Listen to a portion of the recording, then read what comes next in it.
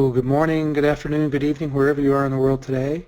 This is Nick Hodges, the brand spanking new Director of Product Management at Embarcadero Technologies. This is my first webinar with you all. I'm excited to do it. I appreciate all the kind words many of you have had for me in taking over the role and the encouragement.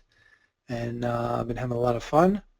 And I'm here today to just lead off the roadmap update for all of you subscription people. So before we begin, I want to talk about the fact that this is merely a roadmap. This is our disclaimer. So what we're talking about today is based on what we know today, as of this very moment. We don't know what's going to happen in the future, and so the plans we are talking about today could change at any time for any reason. This is an overview of our focus direction, where we want to go, but we could change our plans at any moment due to changes in the development market, the development tools market, anything along the lines like that could change what we're doing. So this is not a promise or a contract of anything to you. It is merely a discussion of our plans, which could change at any moment. Here's the legal disclaimer. Lawyers like us to put this up here. You can read this. It just constitutes a roadmap and should not be construed as a promise or commitment by Embarcadero to develop, market, or deliver any particular product, feature, or function, as well as the discussion of timing and content of our future product releases. They could change materially from the expectations discussed here. We reserve the right to change our product plans or roadmap at any time for any reason. Here's a look at the roadmap for 2017 and into 20. Currently we're discussing here today Update 2. We're going to show you the new features that are on Update 2. And again, if you're on Update subscription, you get all the updates, including the new features that can appear in updates. So when we release Godzilla later this year, going into 2017, we can do updates to Godzilla that include feature enhancements. So we're going to plan on doing 2 updates to Godzilla throughout 2017, and then we'll turn our attention to the next major release, 10.3, codenamed Carnival, in late 2017 to early 2018. So that's a quick look at the roadmap. I believe this is actually published on the Embarcadero Developer Network, so you can take a look at it. And now I'm going to turn things over to Marco for some demonstrations. Thanks, Nick. This is Marco. The first feature that I want to showcase is a new calendar control. It's a new VCL control that we are introducing in Update 2. This is similar in the logic and architecture to the other Windows 10 lookalike controls that we introduced in 10 Seattle last year. Similarly to those other controls, it has the same user interface and user experience of the WinRT native Windows 10 controls, but it has no dependency on WinRT. So the same exact code which is implemented in the VCL will work on any version of Windows, Windows 8 and Windows 7, with no problem. The UI is something like this. It's active and dynamic, and you can move from one from one look to the other, and also there is a list of years as a further option. Again, this is exactly the user interface that Microsoft has been promoted and has implemented in this calendar view control part of the WinRT library. Now I want to show this control in practice. I'm going to create a new VCL Forms application. I'm going to pick the new calendar view control and just drop it there. And if I just run this application, we can actually see the UI behavior. It's dynamic with animations. You can select a date. There's also multiple selection available. It's one of the settings. If you select the month, it goes into the month view, so you can pick any month of this year or go to the previous year. You can also pick the year and focus back into a year view. So you can pick a past year and pick a date, and that would be the selected date for the calendar control. There is a sibling component as well. it's a picker, so it's the same UI, but it's more of combo type of component. So you selected it here, again, same navigation model, you pick it, and then you get the value displayed on the screen. And you're not supposed to type into it, but rather drop down the selection and change the selection. Now the other feature we're adding to this update to release is support for the Windows Desktop Bridge or Centennial Bridge. This bridge is a technology that Microsoft has created to allow distributing, installing application as a Universal Windows Platform application or a .apex package, regardless of the fact this is a new WinRT app or something you already have built against the Win32 or Win64 APIs. So the bridge allows older applications or application on traditional WinAPI technologies to be packaged into a Universal Windows Platform app, including the ability to distribute this application to the Windows Store. The Windows Store is not publicly open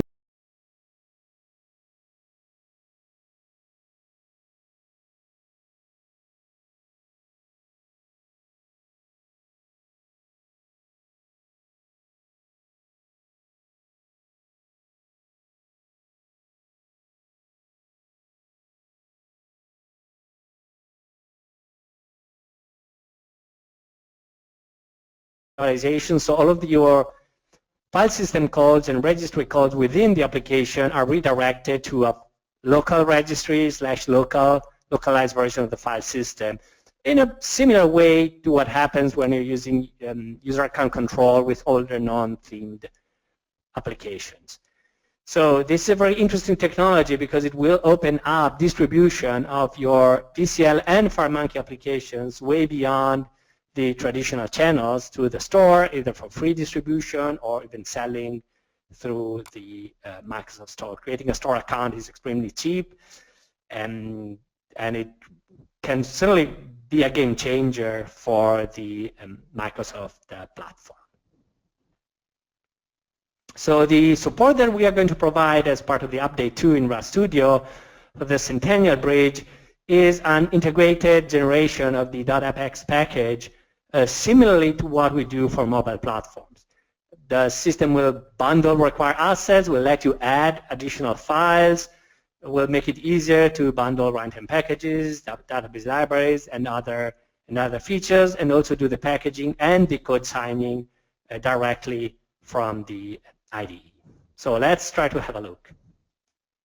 So here is the application that I built in the previous portion of my demo, and now what we can do here is that we can see that the target platform is there. It's 32-bit Windows, but there is an optional configuration, so we can deploy it as a normal application, just standard debug, or we can deploy it to the App Store. The difference is that when we deploy to the App Store, we can actually leverage some additional information that's part of the project options. Specifically, the application now has 2 additional logos that are required for the Apex structure. And also in the version information page, we added a few more fields that are needed, like company name or the program ID, which is a number or value that you receive from Microsoft to identify your application. And some more fields that are not part of the traditional version information.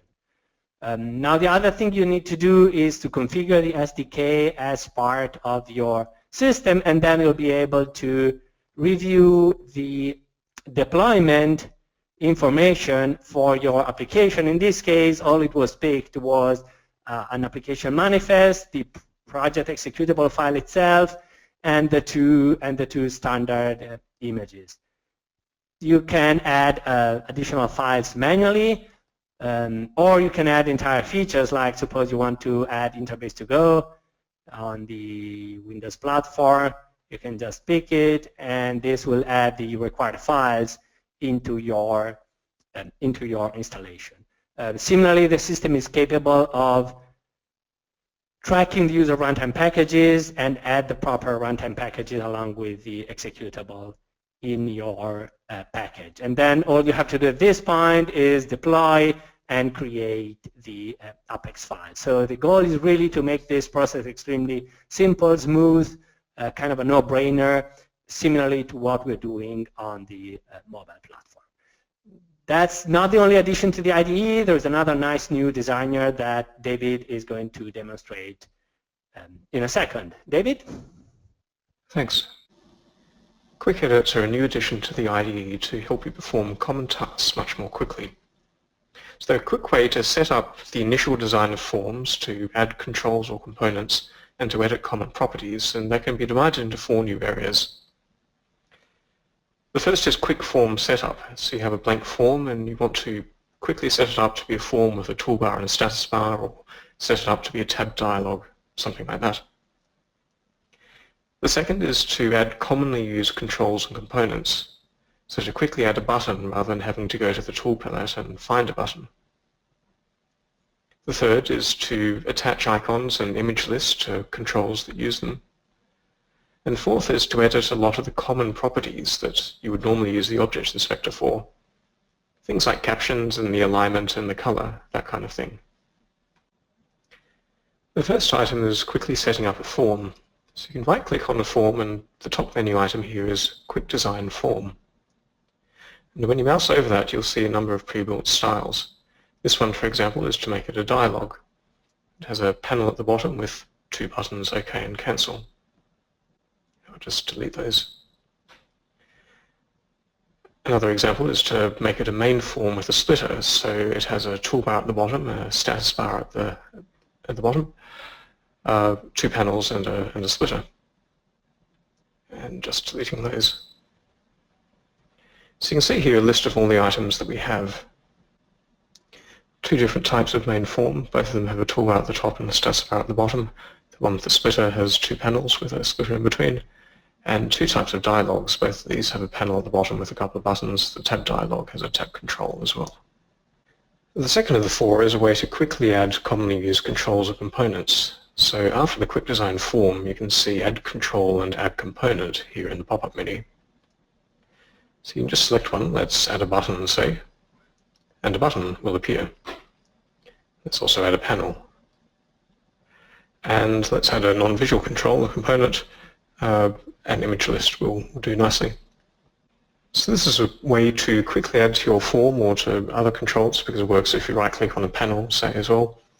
Some of the most common controls and components rather than having to go through the toolbar.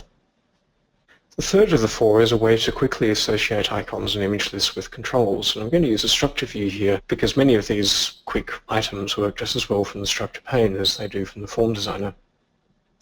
So here I'm right-clicking on button 1, and through the Quick Images menu I'm going to select Image List 1 as button 1's image list. And if I right-click on the form has an icon property, so I can also quickly access the icon to set it here. Quickly editing the image list also works for controls which have several image list properties, such as the active and hot image lists. Finally, we come to the last and probably the most interesting of all the quick edit items. And that's a way to quickly access some of the most common properties of a control. So here you have a panel, and I'm going to right-click and select Quick Edit. And you can see I get this small little floating dialog here that immediately pops up. This lets you access many of the common properties. Here, for example, I'm changing the caption. But you can also expand it to show the align layout and color. So here I'm going to change the panel to be client aligned. You can see the very nice visual design there indicating the kind of alignment. If I click layout, I can now change some of the margins so that when it's client aligned it will have a nice border. And again, see the nice visual indicator indicating which properties are the margins and which are the padding and how they relate to each other. Finally, I'm going to change the panel color. I'll make it a pleasant blue. And click the checkbox, and you can see the properties are applied. So this is a very nice way to very quickly access some of the most common properties. I can also add a button, for example, and then I can right-click and quick edit the button.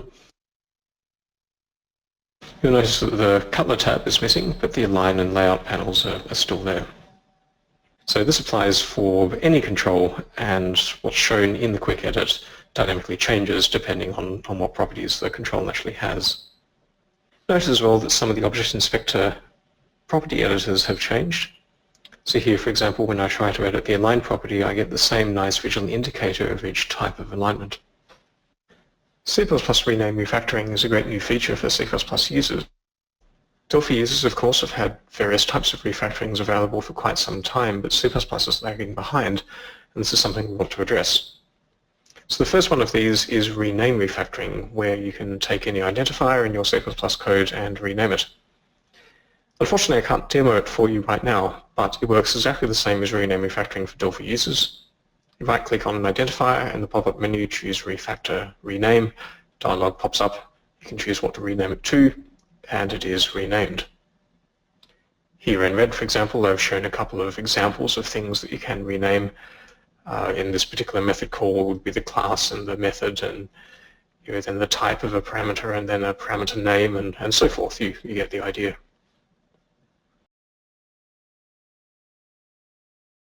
Actually uses the compiler to analyze which code should be renamed, and it does not work for renames inside a template, but it covers the vast majority of use cases and works very nicely. We're adding something else for C++ users in this update, and that's something quite small but also quite useful.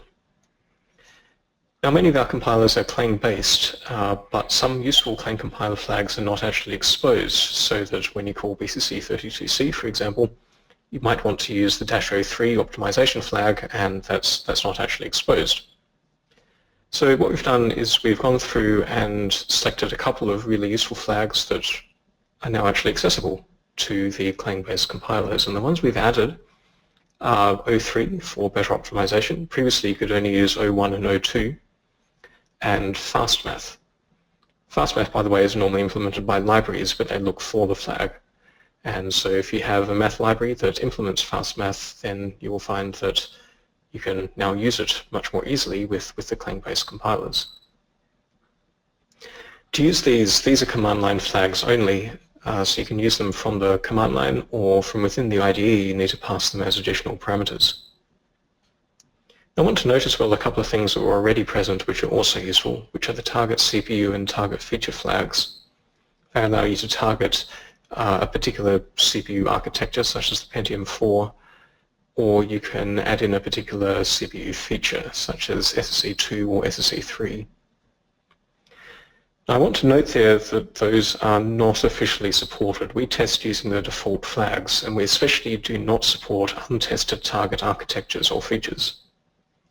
However, you may find them useful, and we're certainly interested in bug reports if you go ahead and use them. And I'll now pass the mic to Serena, who's going to talk about our platform support and the new Windows 10 VCL and FMX styles. Thanks, David. In RAD Studio 10.1 Berlin Update 2 Anniversary Edition, we provide official support for the latest operating systems, and this includes support for Windows 10 Anniversary Update, Microsoft's latest update to Windows 10, iOS 10, Android 7.0, also known as Android Nougat, and macOS Sierra. As part of the Update 2 release, we will also include 3 new Windows 10 styles for both VCL and FireMonkey applications in popular color schemes. Now let's have a look at the new VCL and FireMonkey styles in action. Here you can see a sample application that uses the new calendar view control that Marco showed earlier, which will be part of the Update 2 release. And all I have to do to view my styles and apply them to my VCL application is to navigate to Project Options, select Appearance, and here you can see all the different VCL styles that are available to you and that you can use for styling your VCL application. We previously included 3 Windows 10 styles, as you can see right here, and then we've added 3 new styles. And you can select a style and hit Preview to preview what that style is going to look like. So let's select the first of the 3 new Windows 10 styles, hit OK, and then we're going to hit Run to deploy our application. And here you can see an example of the new Windows 10 style in action, this dark blue style in action. It's a really nice style, very modern color scheme. Now let's have a look at the second new style. which is our green style.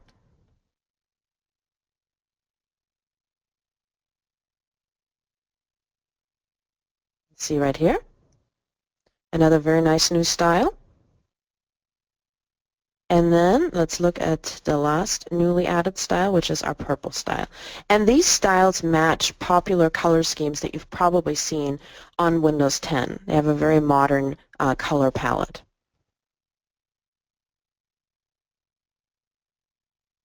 And this is the purple style in action. Now let's have a look at the FireMonkey styles. So I'm going to switch to my FireMonkey project. And FireMonkey styles are shown at design time, as you probably know. So you can see here we have the modern green Windows 10 style in action. It's the same color scheme as the VCL styles. And you can see we've loaded the style book. I'm using a sample application here. And I'm going to hit run to deploy this application. And you can see here this is the track bar and the progress bar, the checkbox, the stepper control that's added using 2 speed buttons, regular button control, toggle switch with a nice slide animation. And we have here an example of a Windows 10 slider control using the multi-view component for FireMonkey. And you can see the green style. Now let's load the dark slate gray blue style, and we're going to go to Users, Public Documents, Embarcadero, Studio, 18.0 Styles, and I'm going to select the slate gray style, apply it, and here you can see it applied at design time. And of course you can select any of the style controls. So for example, I can select T button here, and I can navigate to the style lookup prop, and I can go and select to style my control using any of the available style elements. Now let's hit run. And here you can see the style in action. It's a very nice modern style, very nice modern color scheme. And the last style we're going to look at is the purple style. So again, we're just going to open it, select it, and then apply it. And here you can see it at design time. And then here you can see the style at runtime.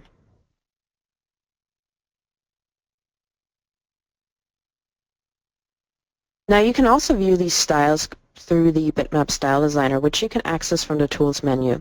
So you can go to Tools, Bitmap Style Designer, and then you can go and load any of these styles to view them, and also to be able to export them and then edit them in any type of image editing program or graphics program that you may use. So for example, I can select the slate gray style here. I can hit run. This is my VCL style, and I can actually preview the style here using the VCL style viewer.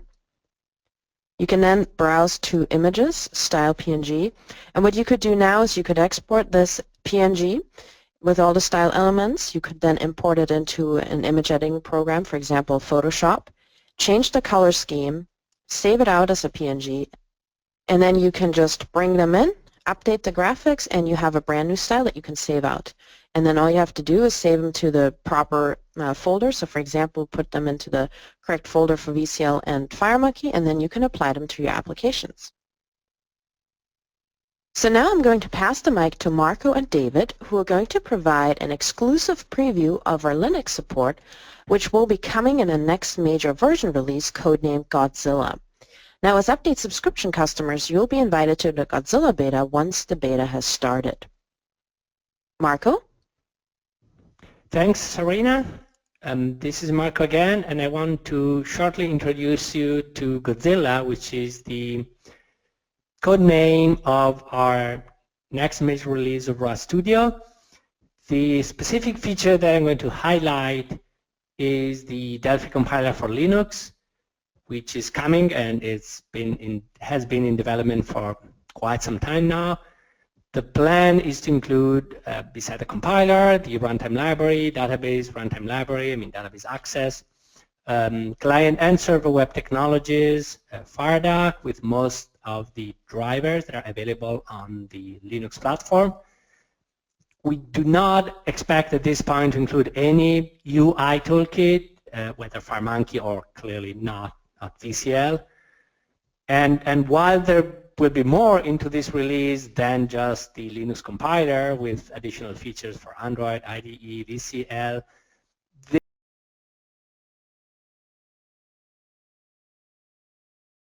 or demo of the Delphi compiler for Linux. So here I have two virtual machines running side by side. One of them is a Windows VM with RAD Studio. The second is a Ubuntu VM, and as you can see, it's running actually not the latest version of Ubuntu, probably not the one we'll officially support, but a slightly older version. And it's a 64-bit GNU Linux implementation. So let's get back to the Windows VM. This is a very simple console app. Shows a string and then grabs the size of a pointer and displays it to the string as well. If I run it, given my target is 32-bit Windows, as expected, I'll have my app. Its pointer size is 4 bytes. And let me press a key to shut it down. So exactly as expected. Now what I can do is I can change my target and change my target to 64-bit Linux. Now, how come there is more information here? Because as it happens for mobile and for other scenarios, we don't just have a compiler, which we do have. I can actually build this application and it's going to use the compiler and build the app. But what I can also do is talk with PA server running on Linux and automatically deploy and debug the application on the target platform. So let me actually run PA server here. No password. And now you can see I can get here, and similarly to what we do on mobile, I can edit my connection. I can test my connection to the VM. And now at this point I can select the platform, and beside doing a build, I can actually go and run the application, in this case without debugging, on the target platform. And here we get the output into the Linux VM. Now there's another thing we can do, which is actually debug the application. So let me actually put a breakpoint here. So I want to debug remotely. And here I have my program stopped in the debugger, and I can expect the value of I, which is 0. It's a global variable. I can do a step over, and now I will have the size of the pointer, which is 8. And also notice that the event log actually captures the console output on the Linux machine. So we're not seeing the output here, but we're actually capturing the output and seeing it directly into the development environment, which is also fairly nice. So let's continue the application and stop it. And that's mostly what I wanted to show in terms of running, executing the application. Now, of course, if we go back to the Linux VM and we stop PA server, we do have the ability to go to the Scratch directory, which has the content of the deployed applications, and it creates a folder for each account. So a single Linux VM can be shared, or Linux physical machine can be shared by multiple developers. And now if I get here, I have my Hello Linux folder. Within the Linux folder, eventually I get to my up, and I can run my application directly from the command line, distribute, copy to any other Linux machine, and so on. So thanks. And now to David. Thanks. So I'm going to give a very quick demo of running C++ on Linux. C++ for Linux support is not finished yet, and you'll probably notice that, but it's great to show that something is actually running and working very well. So I have here a simple command line app, which works on Windows, of course, and doesn't do very much. It just prints out to prove that it is really 64-bit and ends.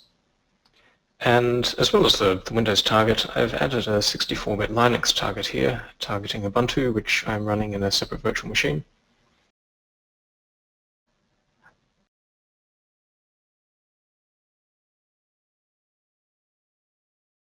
Server is running over in my separate virtual machine here. Now, I do actually get a bit of an error when I try to deploy, so I'm just going to do that and then close the dialog.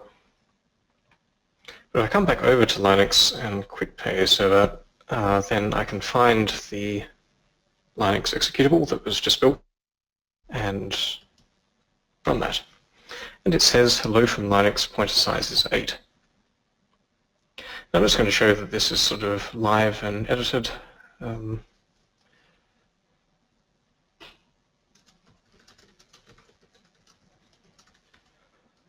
So I will go back and restart PA server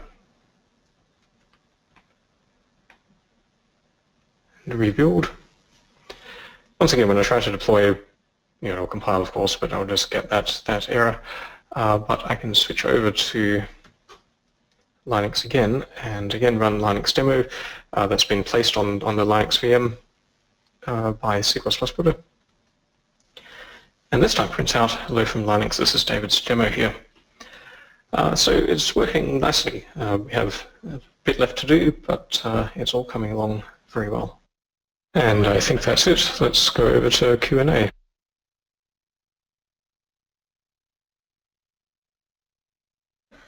Okay, that was a fantastic presentation by Nick, David, Marco, and Serena. Thank you so much, guys, for putting that together.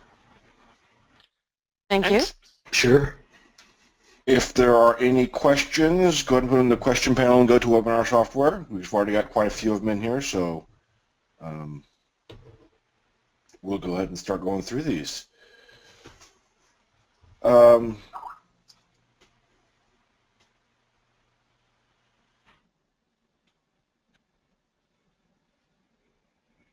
let's see. A couple of people noticed that we are using a different version of GoToWebinar software. That's let's get more people in, and it's a little lighter weight installation. So on the calendar control, Marco, that you're showing, does it also have a decade and a week selection and stuff like that as well, so you get like week of the year and such?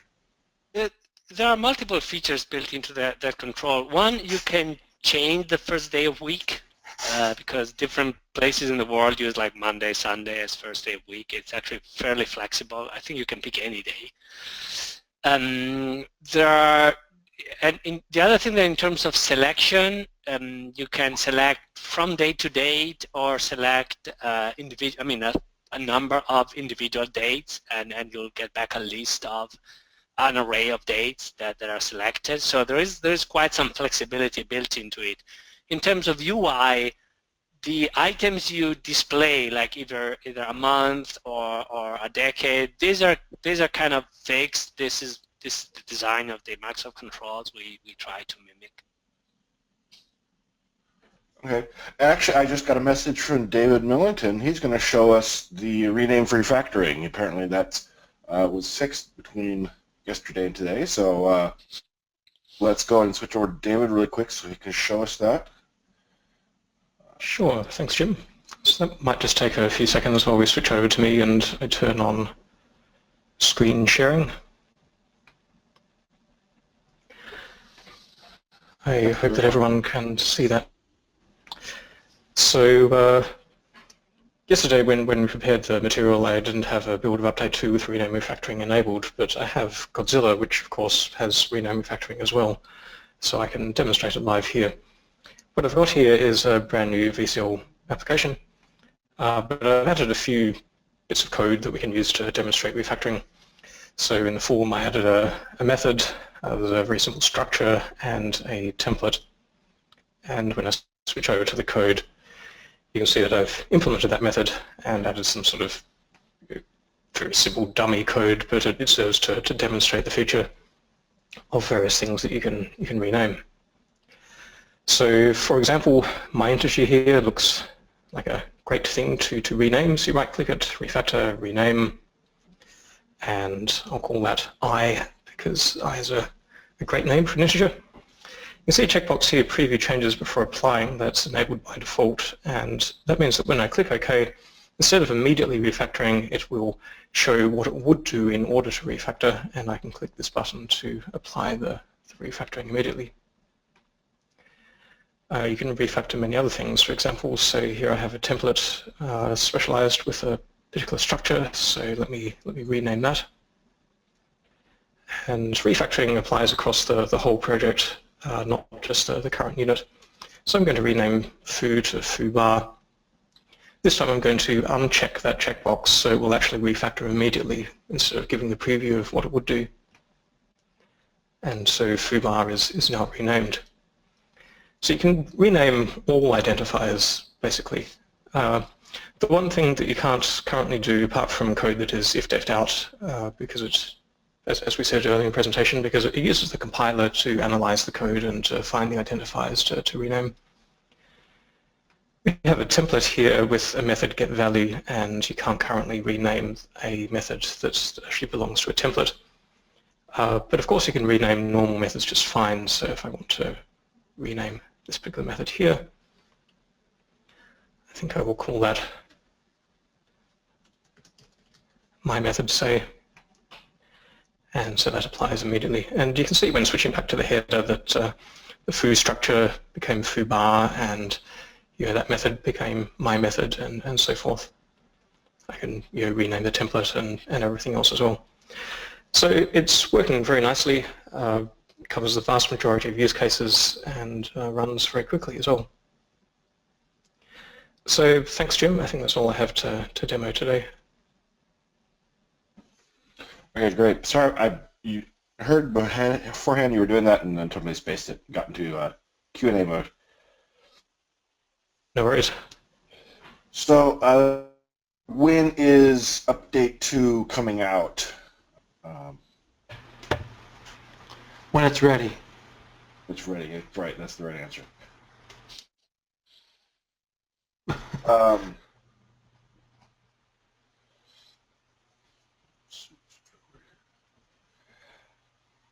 So the quick edit stuff, is there a way to customize that or expand on that or access it from like the F6 menu that we're already used to using for getting things done quickly?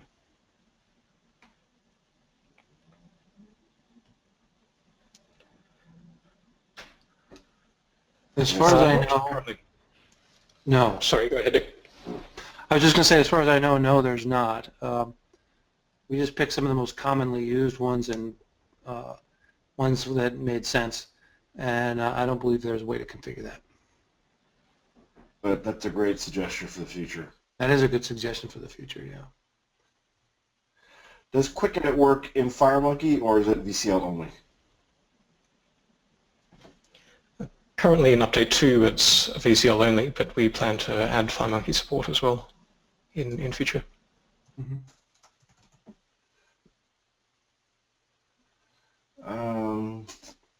Okay, so you showed the rename refactoring. There's questions around that, and I think that was answered in your demo.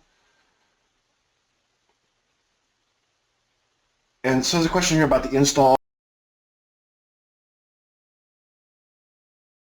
online installation.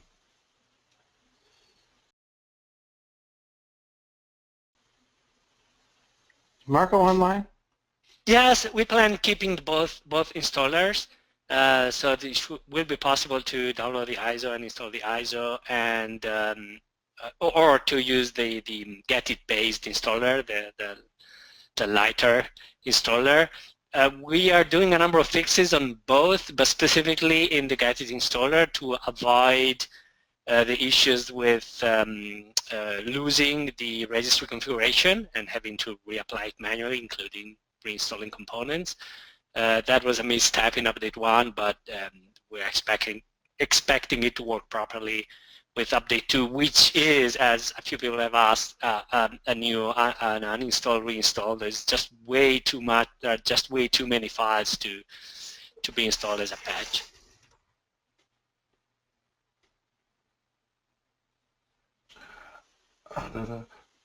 What databases will be supported on Linux? All of them? Well, all of them that make sense on Linux. There are some Windows-only databases, so no BD, sorry, but also a few others that are really Windows-specific technologies. But I mean, if you take the list of databases supported in FireDuck, we are going to have almost everything. Again, no ODBC, no Windows-specific databases, but SQL Server, which is available on Linux, should be supported. Oh, okay, that's great. So, since there's not going to be GUI support on Linux, will there be will it support like a data module or something like that, so we can build like EMS server, RAD server, or data snap? What sort of things can we build with it? Yeah, that's the plan. The plan is to support all technologies that don't have a UI. The main goal would be to build, not just to build console apps, which still makes sense on the Linux platform, but that's not really the goal. The goal is to build Apache modules, to rebuild data snap servers, to rebuild modules for the EMS or RAD server, whatever you want to call it. So the various server-side technologies for web integration, web services will be supported. And of course, database access, REST services access, and file access, of course, and anything else that you probably expect. No user interface natively running on the Linux system. And I should add, we don't have any plans to do that, to do a user interface on Linux right now.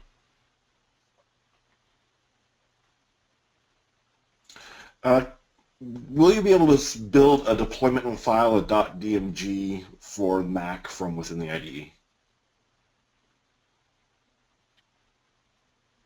No, that's something that's currently not supported. Correct. We don't have that right now. That's something that you have to, do yourself. We don't support that from within the product. Yeah. And in terms of platforms, of Linux platforms, I mean, I've seen a number of questions. The current plan, and of course, as Nick said at the beginning, things can change any second. The current plan is to officially support Red Hat and Ubuntu server. The reason is that there are two, well, first there are the two most popular platforms. Second, there are two significant platforms that are based on a different architecture. Ubuntu is Debian, or is an evolution to Debian? Yeah, so they're similar, of course. One came from the other way around. And Red Hat using a different model, so Red Hat implies Red Hat Enterprise, but implies Fedora, implies a number of other distributions that use the same approach, architecture, libraries. So we can only officially support a few because testing on all of the possible permutation of Linux distributions and versions would be very difficult, but we expect that the applications you build will work on the majority of the Linux distributions. Yeah, that's the great thing about Linux is there's a new distribution every day. Yeah, but it's following the same model that we've been using and testing quite successfully on Interface with it across Linux for a number of years now, so it's all good. Will the Linux compiler be compatible with third-party static and dynamic libraries, specifically using C++ Builder? I believe it should be. I would have to double check about the ABI, but absolutely, yes. There's a question here about Apache modules. If we'll support additional all-handler phases. Apparently, it's not currently the case. That's something I need to double check. And it would be good to have a follow-up email with details. So marco.kant@marco.com to forward any specific cases you are interested in. So you said specifically we're always officially supporting those two platforms. What about like BSD platforms or stuff like that? If people are start to get out into the weeds, as it were, as far as what exactly is Linux, what's your expectation there? What kind of requirements does it require for the platform to work?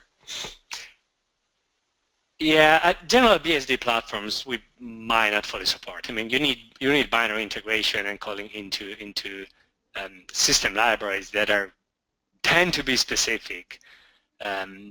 The thing that we are also expecting, but we haven't done any testing so far, but given we support Ubuntu, we expect to be able to target the Linux Ubuntu subsystem as a nice side effect. And the other thing, the plan is to release 64-bit Intel Linux support at this point in time. So now, is there plans to do AMD or I'm sorry, the totally spacing what the CPU is in ARM CPUs? Are there plans to support ARM Linux? Not in this release. Future plans, yes. I mean, we always have plans.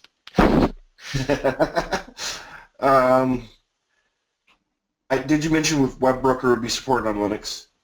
I did not mention, but yeah, it's part of the core foundation for web technologies. Here's a question about more iOS APIs being translated for Delphi's use. If there's more of those coming. I don't think there's... I'm sorry. Finish off, Marco.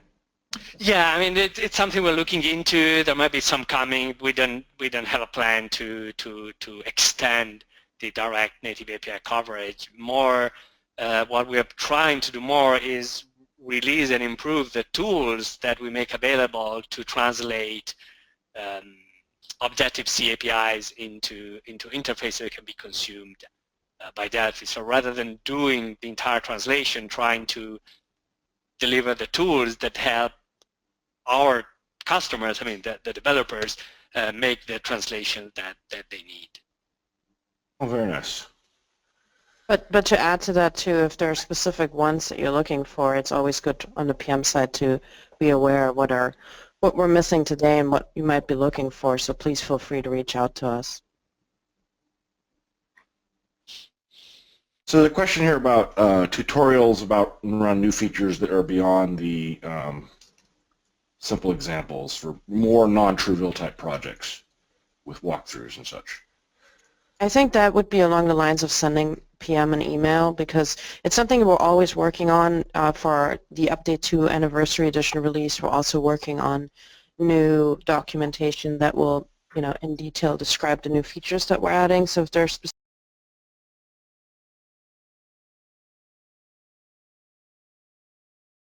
Doc Wiki, please feel free to reach out to us, and we're always looking at improving. Wiki, please feel free to reach out to us, and we're always looking at improving that.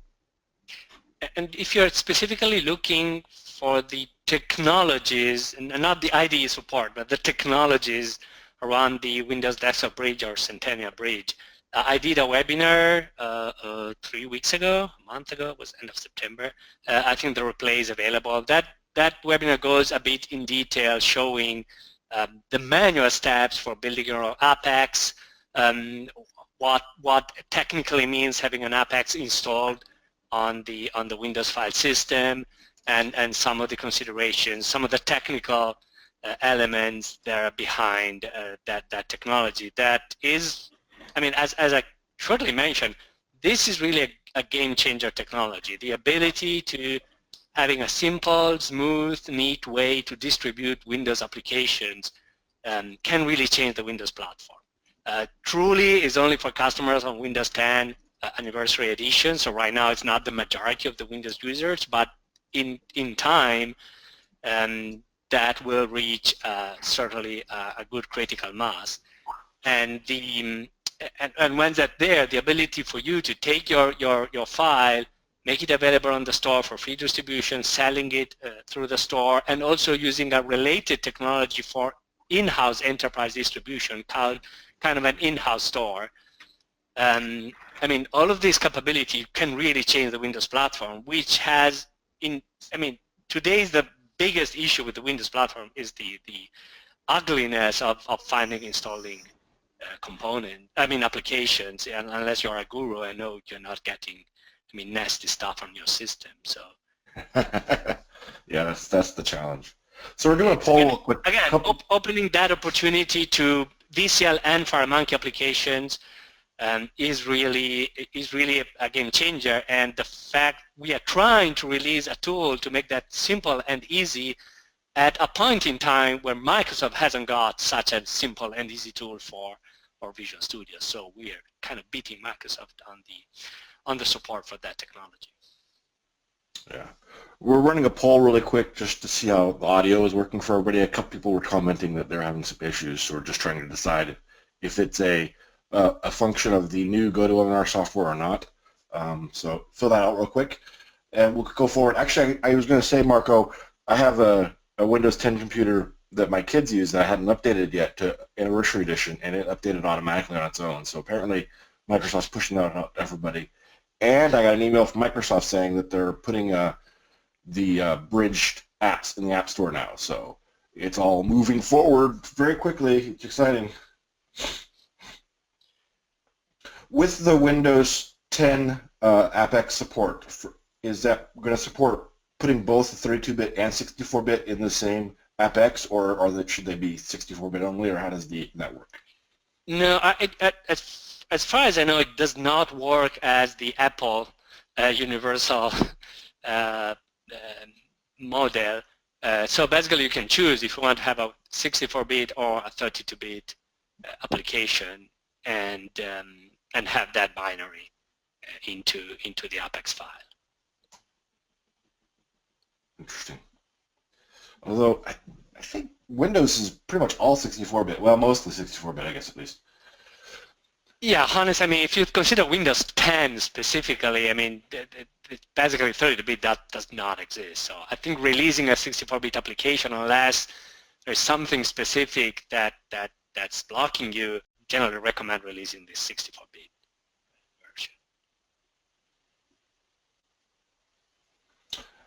version. Here's a question if we're planning to expand to Apple Watch support. I can take one. It's a little tricky because it requires support for the Bitcode platform, which is something we are currently investigating.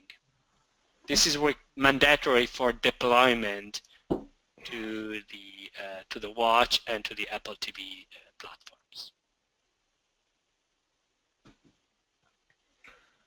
Right.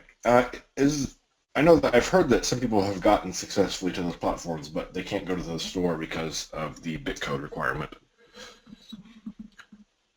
Have there been some improvements when it's reporting correctly?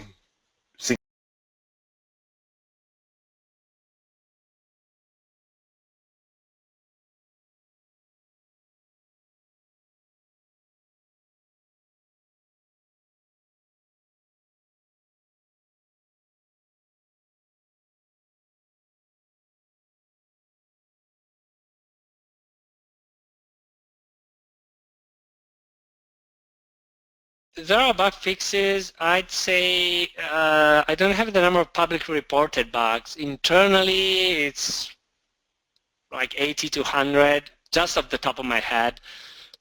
So it's not a huge number of, I mean, compared to update 1, which was really focused on bug fixing, there aren't as many, but we picked a number of fairly critical and visible bugs. There are 1 or 2 data snap issues that are specifically regressions compared to either the release of Berlin or 10 Seattle. So there are a couple on REST clients, a couple on SOAP, and a couple on data snap that I consider fairly critical in terms of bugs. So not many bugs, but some good ones that we are trying to that we're trying to get fixed, and some are going to be fixed. I mean, are already fixed today. Okay. On update 2 installer, in update 1 there was the issue where people had to reinstall their components because their registry was lost. Is there a fix for that in update 2? Yeah, that's something that we're working on. As Marco mentioned earlier, he created a blog post with some workarounds for update 1, but that's an issue that we've been looking at, and we're working on resolving that for update 2. So that you'll be able to, with the get-it-based installer, the feature installer, you'll be able to save off your registry settings so that you don't lose them.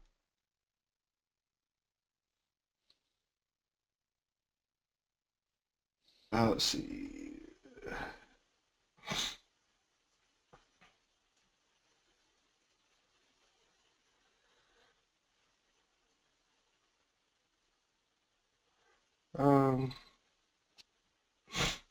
Lots of comments about wanting to have ARM Linux. Yeah, I mean, just to make sure, I mean, given this is an update subscription only webinar, we wanted to touch base on Linux and shortly show it's coming. We don't want to turn it and spend the entire Q&A time on going over details for Linux. As soon as we would have a beta in a stage that can be consumed and given to our update subscription customers, which is probably not too far away in time, we will have a specific webinar to go over the technical elements in our Linux support. At about the same time, we will make the beta available for, again, the update subscription customers.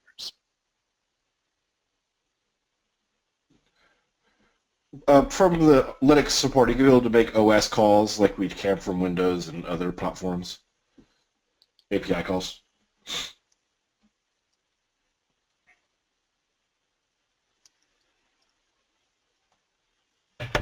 Yeah, there will be RTL support for Linux, yes. Yeah, so you'll have the source code, you can go there and see how those calls are made from the RTL, so you can make any OS calls, API calls you want to do. Marco, I believe that's true. Yes, absolutely. I mean, as we do on any other platform, there is full integration, full platform integration available in source code files. When will we expect a roadmap update for Berlin?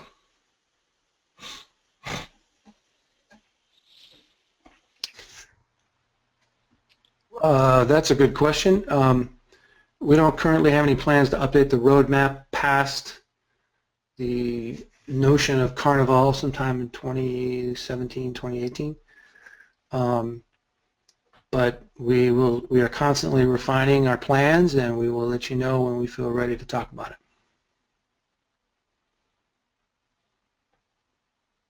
So there's the poll. Apparently, people were experiencing more audio cutouts than usual.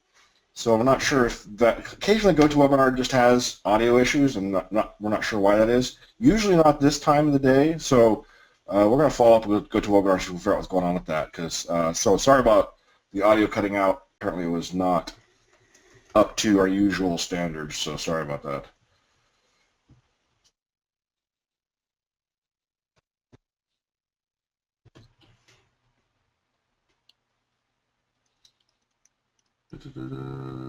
See, a lot of people are excited about the new features. Apparently there are some Windows 10 32-bit devices out there, so that is still important to support.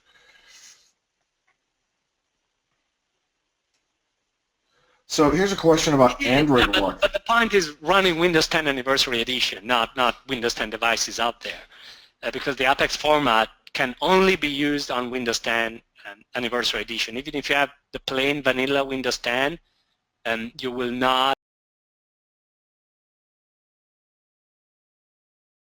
the Centennial Bridge. So at the user level, to use the Centennial Bridge, the Windows Desktop Bridge Apex files, you must be at least on the Anniversary Edition version of Windows 10.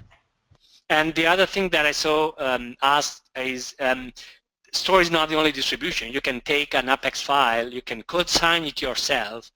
When using the store, it's the store that does the code signing, so you don't need a strong signature. You can sign it yourself and just distribute the physical Apex file. When you double-click on the Apex files, and again, I have it in the demo, in the webinar I referred to, when you double-click on the Apex file on your Windows machine, it will ask you if you want to install it. You click OK, it's installed, you click Open, it opens the application. And then later, you can directly uninstall, and the entire list of files in this special subfolder that is created, including all of the local files and virtual storage, everything is completely removed from the machine. Files and registry settings are all virtualized, so when you uninstall, everything basically goes away. So Brian Thompson's asking about Android Watch. He's saying no way to make the app stay visible. We have Android Watch support now, and if you want to have the app stay up, you can use a wake lock. I know Google has a new method beyond the wake lock. I can't remember what they call it now, but the wake lock still works perfectly fine, even on the later versions of Android. So that's what I've used before, and it's been worked out great. So yeah, you can do a wake lock. I think I have a blog post about that someplace, so check that out. A lot of people saying GUI support would be great on Linux. That's not something we have plans to do. We're really focusing on server side, as Nick had mentioned, but I'm going to tell you what, I bet a third party is going to do GUI support. Again, I can't guarantee anything. I haven't heard anything specifically, but just knowing the third-party component market, guys, someone is going to have GUI support, I bet you, just because that's what people do. But yeah, we're focusing on server-side support for Linux, and which doesn't usually have GUI. Let's see. A question here about being able to annotate help files. Is that something anybody else is aware of as being necessary or need to be worked on? Are there any more, is there more specific info on that? Yeah, I'm not sure what they're talking about there. I saw that, but I'm not sure what they mean. Yeah, so Keith, you can send an email to PM or details on the quality.marketera.com. So is the FireDAC uses native drivers directly connecting to SQL Server or Postgres, etc., right? Yeah, that's generally the case. And you mentioned Apex can be distributed directly. PM product manager, Keith, so like Marco.Cantu or Serena.DuPont or Nick.Hodges or David.Millington@Embarcadero.com. Sorry, guys, I gave everybody email addresses. Quite all right. Contact me anytime. Yeah. And I want to add an answer to the question that Jens asked. Update 2 is given it's one of the advantages of being a full uninstall reinstall. I know there are many drawbacks, but one of the advantages is that there is no precondition. So you can install it instead. I mean, you can have Berlin and the RTM version, the original version, and install update 2 without having to go through update 1 in between. You can install the original update 1 and then install update 2. You can install update 2 on a new machine that never had a version of Berlin on it. It's being a new complete build means there is no precondition in terms of where it can be installed or requirements of having previous previous versions on it.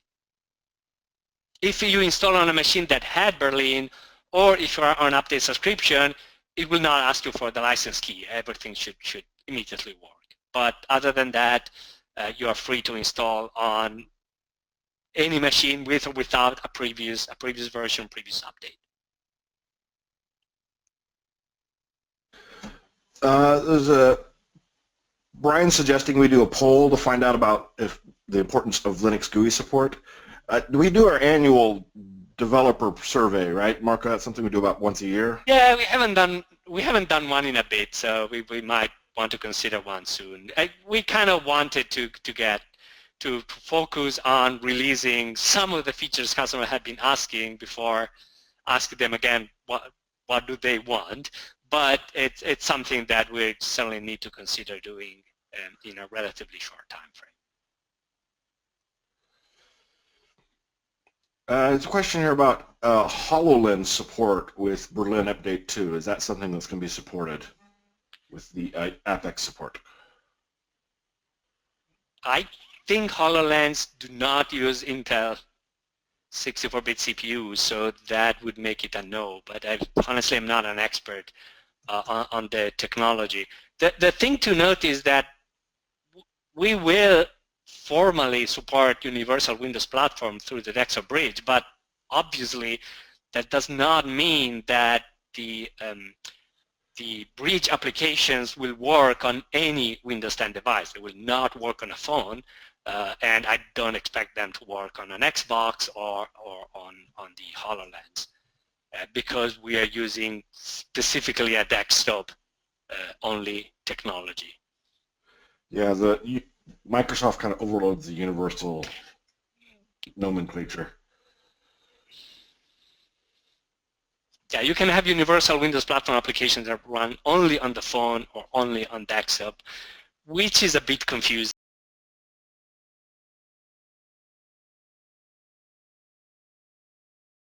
Richard's suggesting we do the survey more often because of all the upgrades, although we're actually shifting gears now to have less major updates and more minor updates, but then the minor updates are going to have features, so that's a possibility.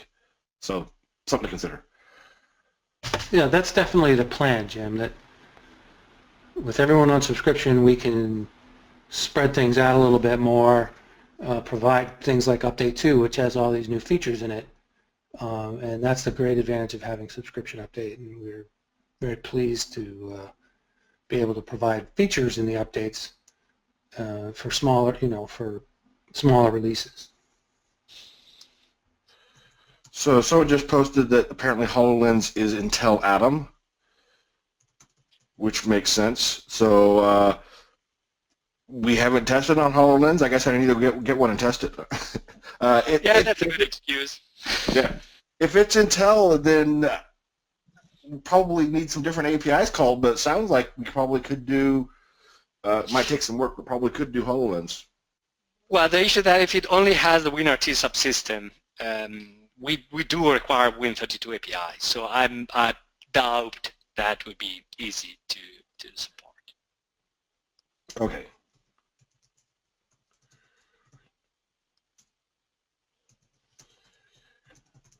And in general, the question about Intel and Atom on mobile platforms, we were considering it for quite some time, but honestly, Intel has basically canceled their plans around any future CPU for Android and even for Windows Phone, for what that matters. So with Intel on hold in their strategy, at this point in time, it's not something I'm really expecting we will focus on. Yeah, and actually as of KitKat, I believe it was, the libhoudini support that had been added worked really well. I actually had tested that, and we did a demo of that a while ago, and then Intel said, yeah, we're not doing that anymore. So if you do have an Intel device out there still, you probably can target it if it's running KitKat or better. But it's not something we're really looking at because, yeah, Intel's not doing that much anymore. Okay, looks like one last question here about WebBroker web user session support being improved? Not directly in WebBroker itself. There are technologies like DataSnap and EMS that have a user session concept. WebBroker is just a very bare-bones foundation. We expect also to see third-party libraries and technologies for web development made available to Linux. There is a, I think in Code Central, there is a WebBroker web session support library. I mean, this is from years ago, but it should still work just fine. And I'm trying to think of the name of the guy that uploaded it. I can't, but there is one in Code Central.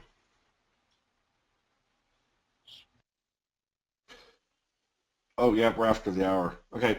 I think that hopefully I've got everybody's questions. There was a lot of questions here. A lot of people online wanting to hear about the new features and stuff. So any last words, guys, before we wrap it up? I just want to say thanks for attending. Thanks for being subscription update customers. We value them very highly, and we want to continue to deliver value to you as update customers. If there's anything we can do to improve that value, let me know. Thanks a lot. Anything else, guys? Yeah, it was great doing the preview webinar today, and I think we have a lot of great exciting features coming in this Update 2 Anniversary Edition, and should be out soon.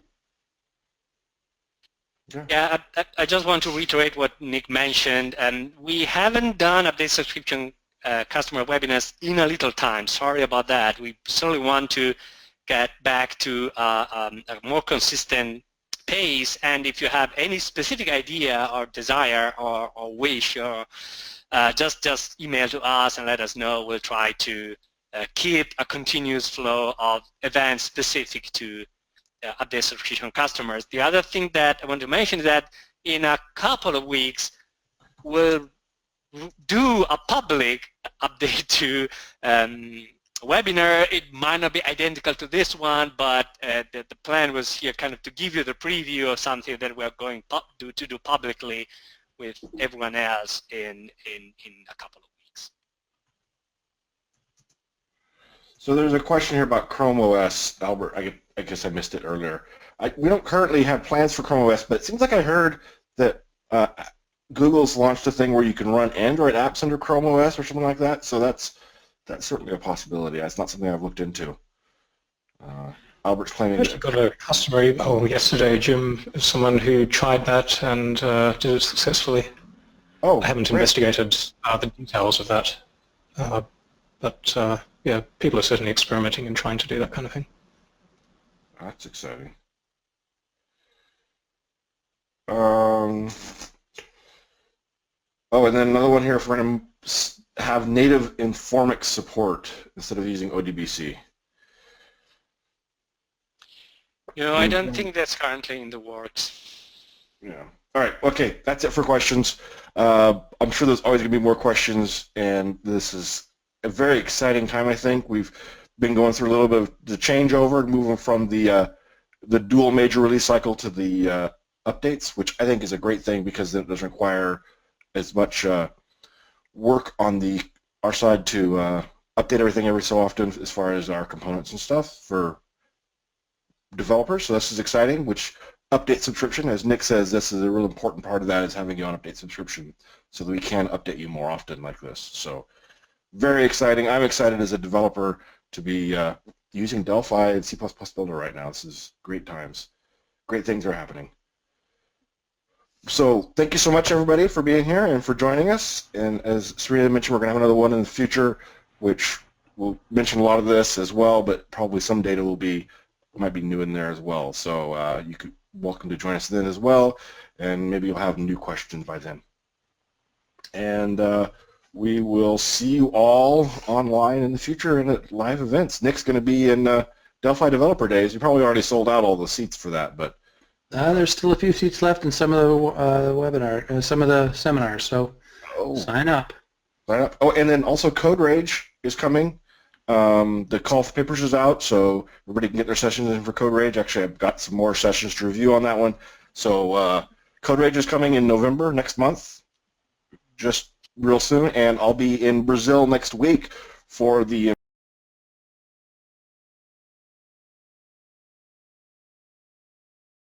and Jens is saying Denmark Delphi Developer Days is sold out. But And just a note on Code Rage, Jim. We're doing different length sessions this year, so even if you don't have material that you want to present for 3/4 of an hour or whatever, we have lightning talks where you can talk for just 5 minutes 10 minutes on a particular topic. yes, So yes. yeah, please do submit your ideas. Yep, exactly. If you think it's just like a, if you're thinking, oh, I can do a half an hour, that's a regular talk. But if you're thinking, 5-10 minutes, that's all I can do, then that's great. We have lightning talks and stuff like that as well. So fantastic. Okay, great. Thank you so much, everybody. Thank you for joining us. It's always exciting to see all these questions and all the enthusiasm and such. And we will see you all next time. Take care, everybody. Thank you. Thanks Bye-bye. very much, everybody.